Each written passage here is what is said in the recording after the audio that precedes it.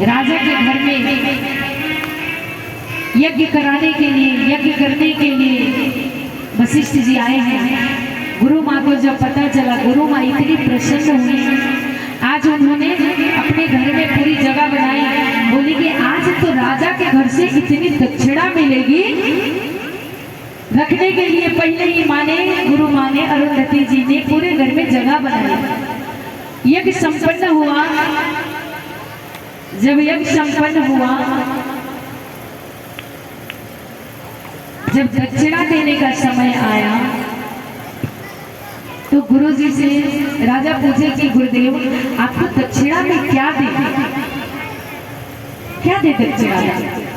आज गुरु जी कहते हैं कि आप दक्षिणा वो देना जो आपकी मेहनत की कमाई हो। आप अपनी मेहनत की कमाई मुझे दक्षिणा में देना। अब राजा कौन सी मेहनत करते थे? राजा सोचे मेरे पास मेहनत की तो कमाई कुछ भी नहीं है, गुरुदेव क्या दूं? बोले कि जो आपको लगे कि आप मेहनत से कमाए हो वही दक्षिणा देना, उसी से आपको फल मिलेगा, वरना इस यज्ञ का फल आपको नहीं मिलेगा। राजा सोचे कि अब तो मैं कुछ नहीं कर सकता, अपने देश में तो कुछ काम भी नहीं कर सकता। किसी के यहाँ जाऊंगा कि मुझे चाकरी पे रख लो, कौन रखेगा राजा को नौकरी चाकरी पे? राजा रात में निकल गए जंगल में, जंगल में गए, लकड़ी काटे, दूसरे देश में पहुंच गए। जाके लकड़ियों का गट्ठर, राजा वेश बदल के गट्ठर लेके आज राजा बैठे हैं कि कोई इन लकड़ियों को खरीद ले। अब कोई आता, ये पूछता कि बाबा ये कितने का है? तो कहते कि जितनी मेरी मेहनत है इतनी मजदूरी दे दो, क्योंकि राजा को ये भी पता नहीं कि कितनी मजदूरी मांगनी है। अब देखो नॉर्मल आदमी काम करने भी चले, सब काम सबके बस की नहीं है। सामने वाले वैसे ही ठग के लूट ले जाएंगे, सबके बस का सब काम थोड़ी है।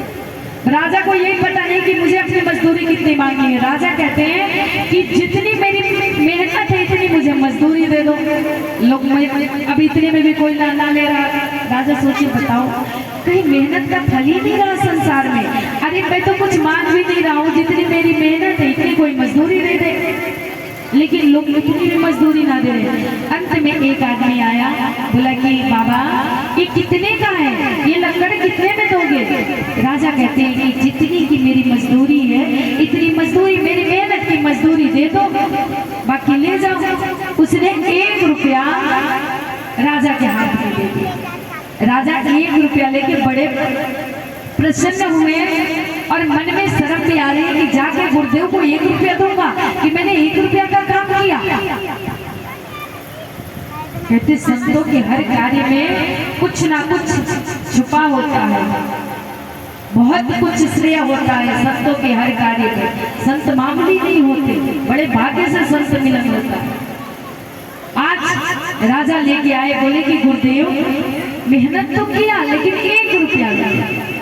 गुरुदेव ने बड़े प्रसन्न हुए, राजा आप 1 रुपया कमा के लाए, परेशान ना हो। 1 रुपया लिए और जेब में रख के घर चल दीजिए। अब माँ को तो पता था कि राजा के घर से दक्षिणा पता नहीं कईयों गाड़ी में भर के आएगा। गुरु माँ को तो पता था कि आज तो बहुत सारा दक्षिणा आएगा और आपको उम्मीद हो, और जब कुछ ना मिले तो बड़ा कष्ट होता है। अगर उम्मीद ना हो तो कुछ ना मिले कोई फर्क नहीं पड़ता, जो मिल गया सोचो बहुत है। आज गुरु माँ ने देखी, बोली प्रभु यज्ञ संपन्न हो गया? हाँ हो गया। फिर सोचती रही क्या पता ये अपने ना लाए होंगे, राजा के यहाँ से दक्षिणा शायद गाड़ी में रख के आ रही हो, पीछे से ट्रक को रख के आ रहा हो, पीछे से रख के। भाई राजा यज्ञ करवाई, इतनी थोड़ी सी सामान थोड़ी देंगे, बांध के लाएंगे, पीछे से आ रही होगी गाड़ी पे। फिर थोड़ी देर रुकी, देखती रही, अब गाड़ी आए, अब गाड़ी आए, अब रथ उठाए, दरवाजे पर रुके, कहीं कुछ नहीं आया। थोड़ी देर बाद बोली कि यज्ञ संपन्न हो गया? बोले हाँ बताया तो कि हो गया। अब कहती है माँ, अब गुरु माँ कहती है कि प्रभु यज्ञ संपन्न हो गया तो यज्ञ का दक्षिणा कहाँ है?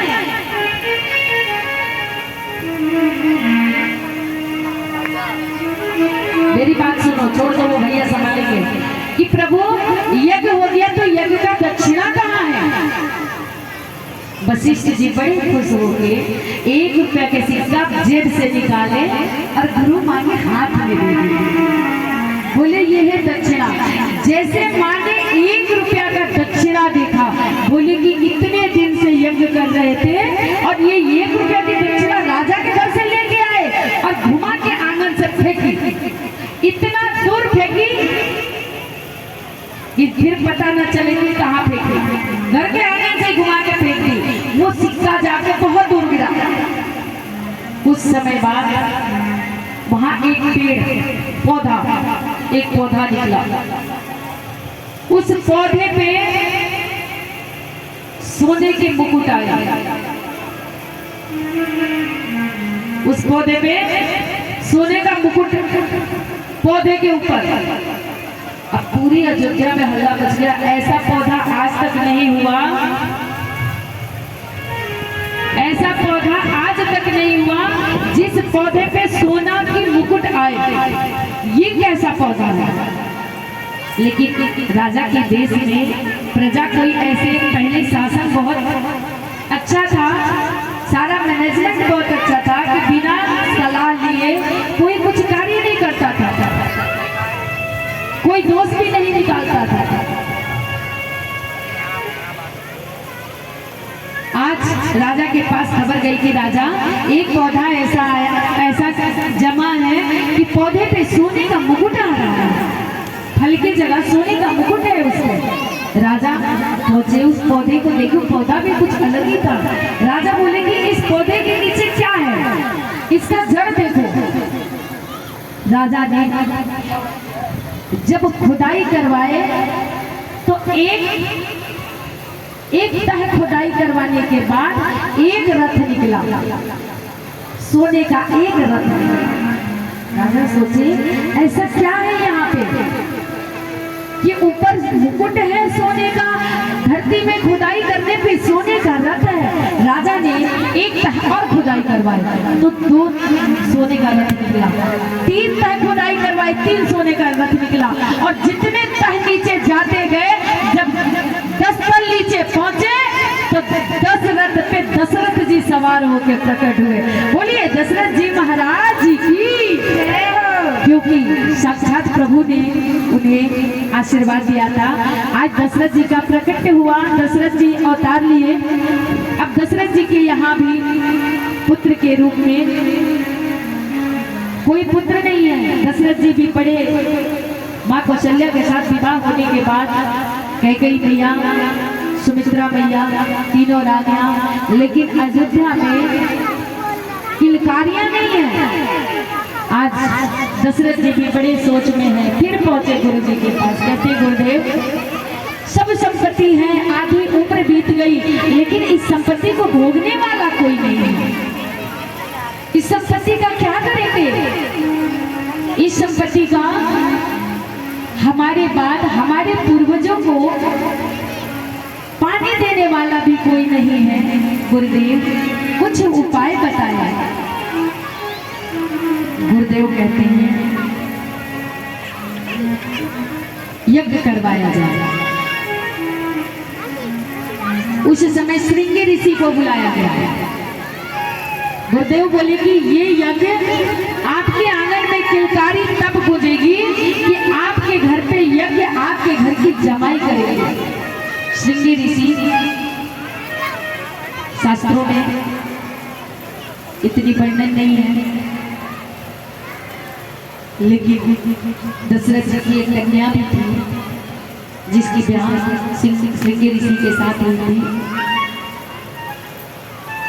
श्रृंगी ऋषि को बुलाया गया और तब से यह परंपरा है कि बाबा के घर में कोई भी उत्सव हो,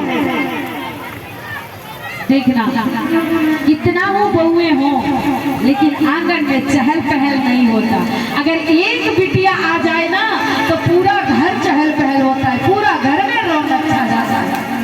बेटियों के पैरों में इतनी लक्ष्मी होती है, उनके पैरों के घुंघरुओं में इतनी खनक होती है कि आंगन से बाहर तक पूरे में रौनक ही रौनक हो जाती है। श्रृंगी ऋषि को बुला के यज्ञ करवाया गया। बोलिए यज्ञ भगवान की।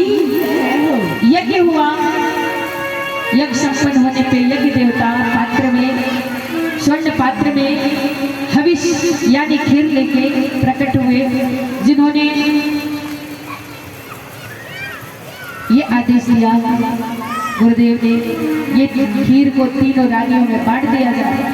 आज राजा लाके खीर के दो भाग करते हैं, एक हिस्सा रानी कौशल्या के हाथ पे रखते हैं और एक हिस्सा मां कैकेयी के हाथ पे रखते हैं। दोनों माताएं अपने खीर के आधे आधे हिस्सा करके दोनों अपने अपने हाथ से आधे हिस्सा मैया कौशल्या देती है सुमित्रा मैया को, अपने हाथ से मैया कैकेयी देती है सुमित्रा मैया को। आज कौशल्या मैया, सुमित्रा मैया, कैकेयी मैया तीनों रानी गर्भवती हैं। अयोध्या का आज शोभा वर्णन नहीं किया जा सकता। अयोध्या धाम इतना सुंदर लग रहा है। हाँ, कनक भवन की शोभा वर्णन करने की, उस शोभा का वर्णन करने की तो शेष जी भी नहीं कर सकते, जिनके हजारों मुख है। ये दासी क्या करेगी? आइए, प्रभु के प्राकट्य का समय हो रहा है, मंगलवार दिन है। वैसे कुछ लोगों का कहना होता है कि मंगलवार को हनुमान जी का दिन है, शनिवार का दिन है ना। कुछ लोग कहते हैं कि सुंदरकांड, दीदी सुंदरकांड कब कराए? वैसे तो जब मन करे तभी कराए, जब याद आ जाए उसी दिन सुंदरकांड रखें। मंगलवार प्रभु का जन्म हुआ था, इसलिए हनुमान जी को अति प्रिय है। मंगलवार के दिन प्रभु श्री राम का जन्म हुआ था, इसलिए मंगलवार हनुमान जी को अति प्रिय है। और शनिवार के दिन हनुमान जी का जन्म हुआ था, इसलिए शनिवार राम जी को अति प्रिय है। तो शनिवार तेरा है, मंगलवार तेरा है, बजरंगी संभालो ये परिवार तेरा है। कह दो राधे राधे।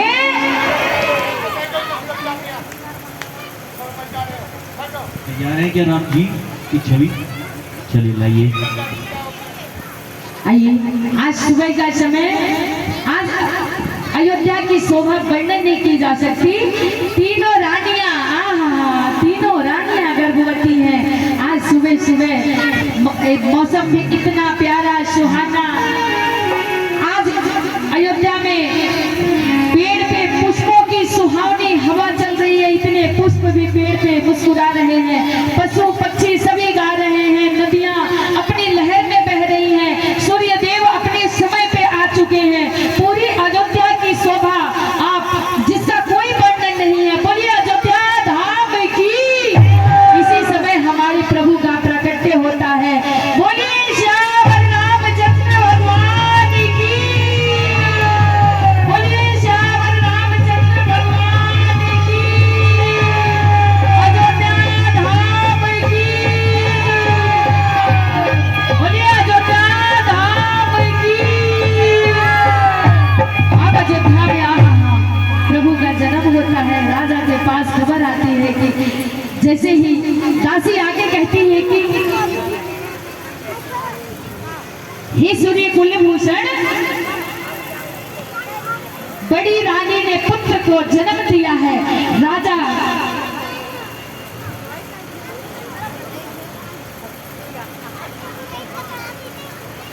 राजा की खुशी की ठिकाना नहीं है। इतने कुछ समय बाद दूसरी दासी आगे खबर देती है कि कैकेयी मैया ने भी एक पुत्र को जन्म दिया है। बोलिए भरत भैया की, भरत लाल की। उसके बाद तीसरी दासी आगे खबर देती है कि मैया सुमित्रा ने दो पुत्रों को जन्म दिया है। बोलिए लक्ष्मण लाल की, शत्रुघ्न लाल की। आज तीनों रानियों ने 4 पुत्र को जन्म दिया है। अयोध्या की शोभा कहीं नहीं जाती। आइए, हमारे राजेंद्र सरकार हमारे बीच में आ रहे हैं। आज इतनी खुशी इधर गांव वासियों को, नगर वासियों को पता चला है। महल की शोभा, महल में खुशी, बधाई बज रही, सब गाते हुए पहुंचते आ रही। मैया बधाई हो, अरे बाबा बधाई हो।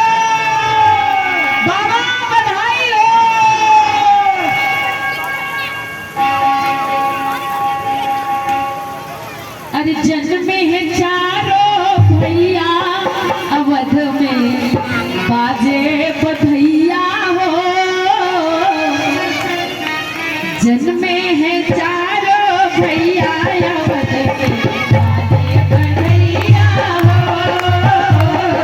जन्मे हैं चारों भैया अवध में बाजे बधैया हो। बाजे बधैया, बाजे बधैया, बाजे बधैया, बाजे बधैया। प्रगट हैं चारों भैया अवध में बाजे बधैया हो। प्रगट हैं चारों भैया अवध में बाजे बधैया हो।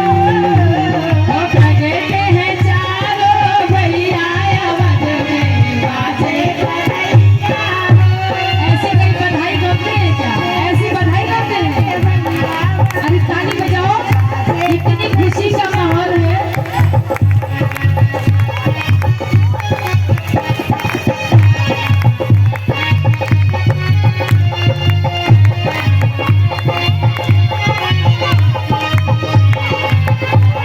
देखो भैया, राघवेंद्र सरकार का माइक लेने को तैयार है। बजाओ ताली।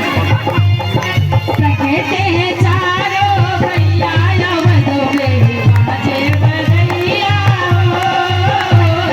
प्रगट हैं चारों भैया अवध में बाजे बधैया हो।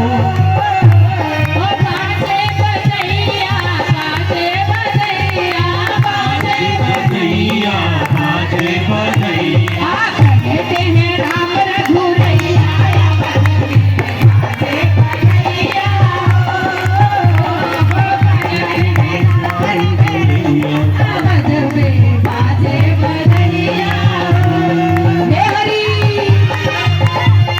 देखिए अभी ठाकुर जी नीचे आएंगे और जो आज हमारे मुख्य यजमान बने हैं सबसे पहले वो पूजन करेंगे।